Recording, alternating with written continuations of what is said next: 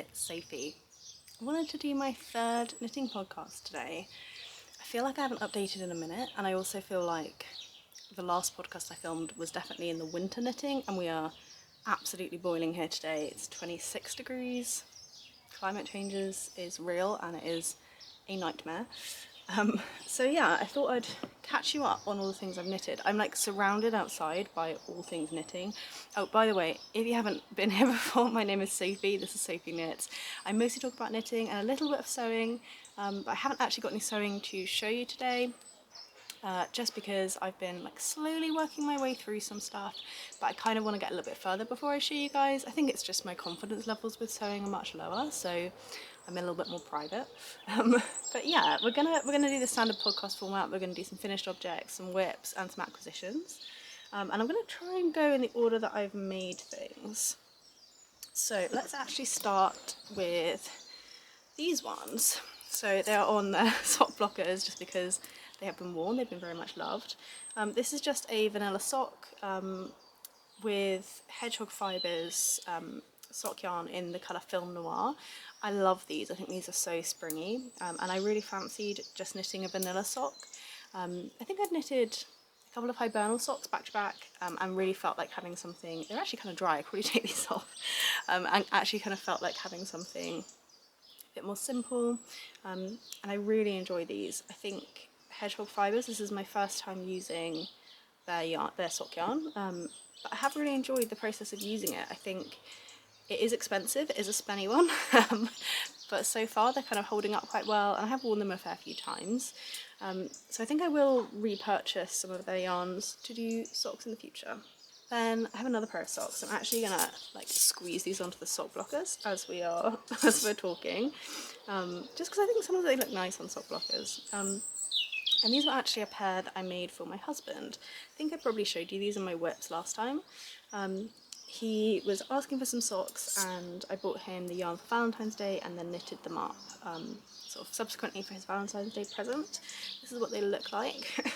This one maybe looks a bit better. They are blocked, but they've been in his drawer and he doesn't kind of fold them nicely. But yeah, so these are broken rib pattern. I'm going to take them off the blocker to show you a bit better. So that's all round up the leg, and then it just carries on the foot portion. And these were a Summer Lee pattern from her Hello Sailor sock set. And I think they're just called the Broken Rope socks. She has these in a DK and a fingering. And I just like these. I thought because they're his first pair of socks for him, like the rib would just give it a bit more versatility in terms of fit and things. Though we did actually, I had to cast on twice because we did do one in a bigger size and they were too loose. So he loves these. He wears these absolutely everywhere and is asking for another pair of socks, but in a merino, so in a slightly softer yarn. This one is the John Arbon's Textiles sock yarn, and the Exmoor I think it is, and it's in the colour Hemel, which is woodland. Yeah, he absolutely adores these, and I will at some point knit him another pair. I've talked about him, like maybe if he comes to a yarn festival with me buying him some yarn. I saw, oh gosh, I can't remember what her name is. I love her channel so much. Oh god, things on me. I'll put it down below, but she talked about how her husband, if he comes with her to or a partner, if he comes with her to a yarn festival, he gets a skein of sock yarn as a reward. So I've said to Tom that if he comes with me to a yarn festival, we'll definitely do that. But his birthday's also in July, so it could be that if I haven't like taken him with me somewhere by July, that I buy him one and we do the same again.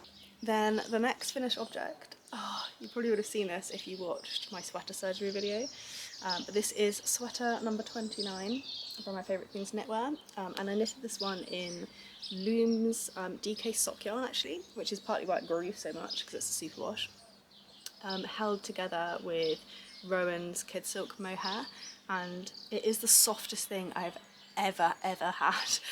It's really warm. I just think it's gorgeous. I'm just going to show it up to show some of the cable details. And I absolutely love it. I haven't been able to get any use of it at all this year. I've worn it twice, just because it then immediately heated up too much, but I think this is just going to be like a cuddle in a jumper come next winter, autumn.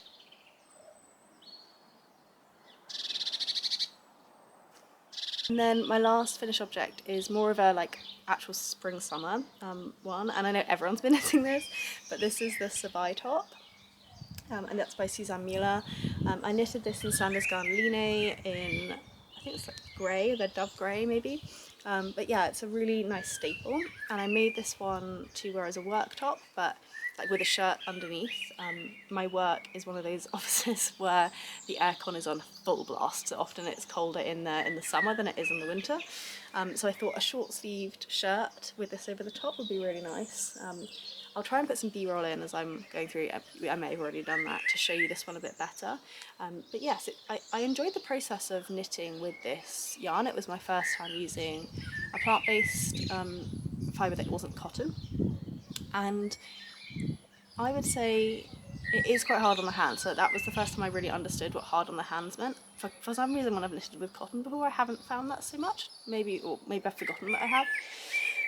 But this one I did have to take some breaks, even though it was just quite simple stockinette. But I did really like the process of it, and it definitely softens so much after washing.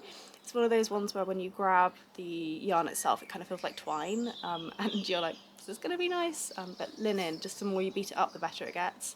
I have a pair of linen pyjamas, just store-bought. But I remember when I got them, I was so disappointed because they were so uncomfortable.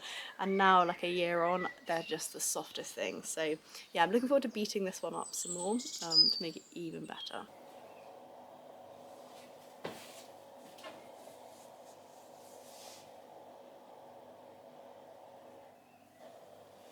So into the whips basket. We have quite a lot going on in here. There's one which I'm so close to finishing, so I'll show it to you. I kind of was like, do I film this today, or do I try and finish this one first to show you and have it as a finished object? But today, Tom's in, Whit settled, it's a beautiful day. So this is one for Whit actually. So this is the Sibling Sweater by Laura Penrose. I'm knitting this one in the size 1 to 2. With the recommended yarn, which is a Longabec Anna, and I'm actually doing it in double merino, so you can do double merino or merino, normal merino held double.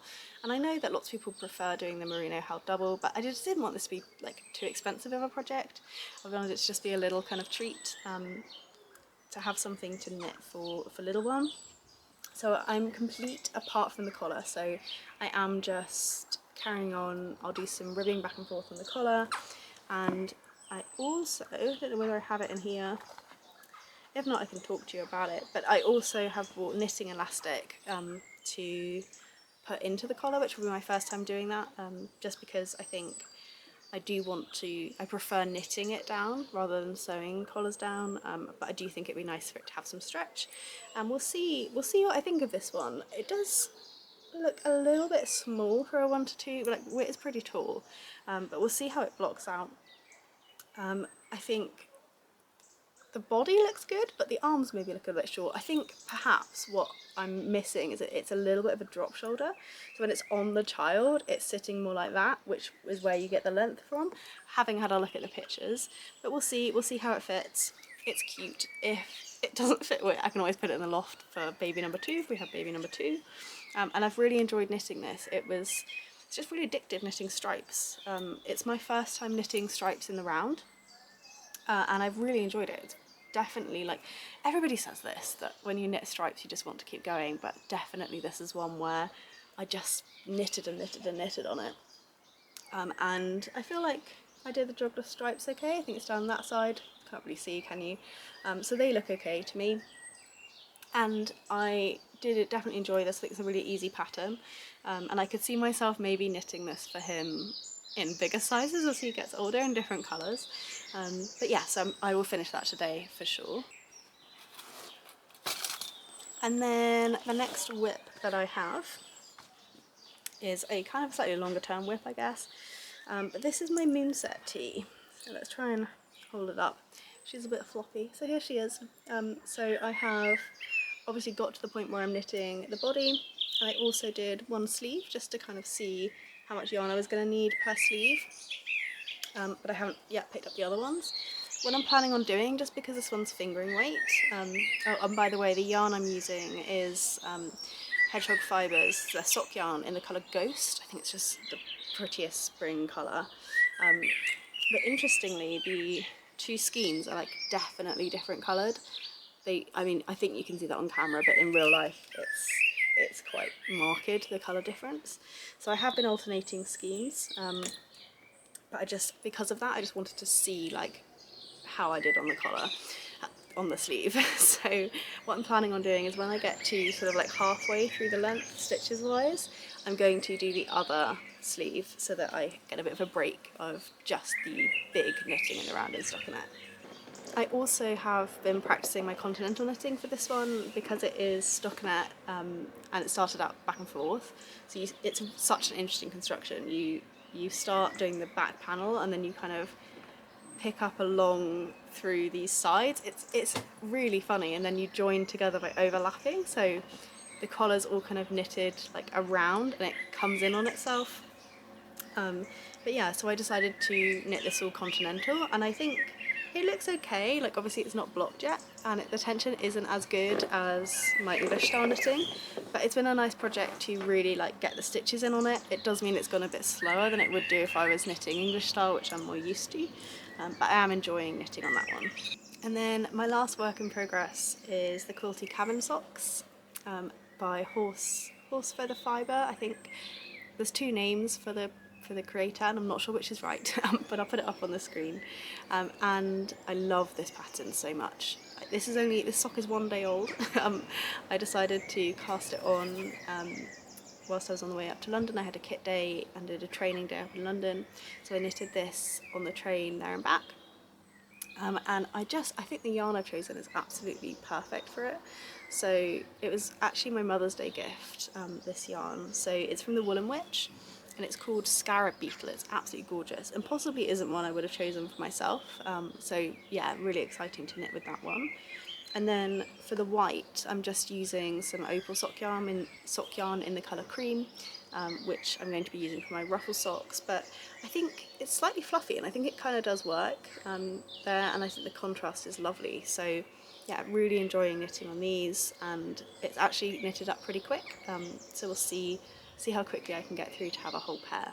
And then for acquisitions, I actually have a couple of stitch markers to show you.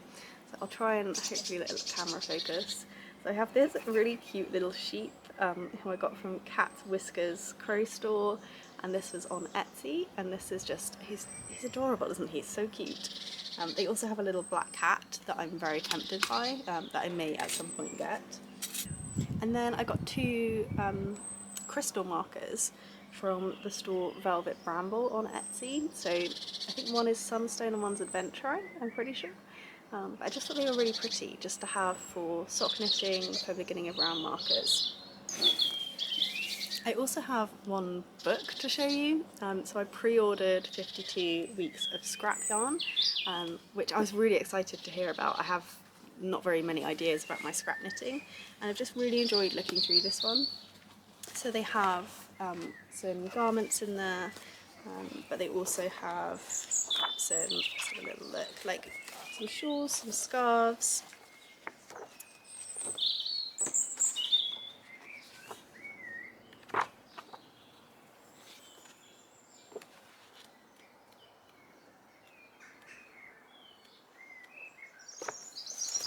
Some socks, which are really cute, and a few kind of other things in here. Like, I love this bag, Hortensia, this bag, I think it's so cute, and hats and things as well. So loads of different ideas for scrap projects. I definitely think there's one in here that drew my eye particularly. I'll just try and find it for you, which was this one. I think it's really pretty how it has those different pieces within it, and I also thought it would be quite useful for like really highly variegated sock yarns to use those up. But yes, I really enjoyed looking through this, and definitely there's a fair few patterns in here that I would think about knitting when I get round to doing some of my scraps. Then, as you may know, I've been on a yarn buying ban for this month, so I do actually have some yarn. I should have no yarn, technically, but I did it from payday to payday, so I have just had some yarn arrive. So I think I don't know whether I did show you this, but obviously the scarab beetle I had for Mother's Day, which was within the last month, so that's this one here. But the two that I don't think I've shown you are these two. So they're both from Loom. I love Loom, it's one of my favourite hand dyers. This one is in the colour Milk Tea, and this one is in the colour Murmuration. And I'm really excited to have been picked for a test knit for the shell tea. I will put a little picture up here, and these are the two colours that I'm going to be using for that tea, and I just think they're gorgeous together. This is the alpaca linen base, so it's very similar to the one that she chose to use from the camel's yarn, but the camel's yarn was like really sold out when I went on, and given that they were similar, I thought I'd support Loom. So I'm really excited to start knitting on that one. I think I need to finish a couple of my whips before I dive in, and it is quite a long test period. I think it's till August, so I have a minute or two. But yeah, really excited for this and looking forward to doing some more stripy knitting. So that's everything for this podcast. Hope you've enjoyed hearing a little bit about my spring knitting and yeah, having a chat on this gorgeous day. I hope that you've had some time to yourself to make and unwind, and I'll see you in my next video. Bye.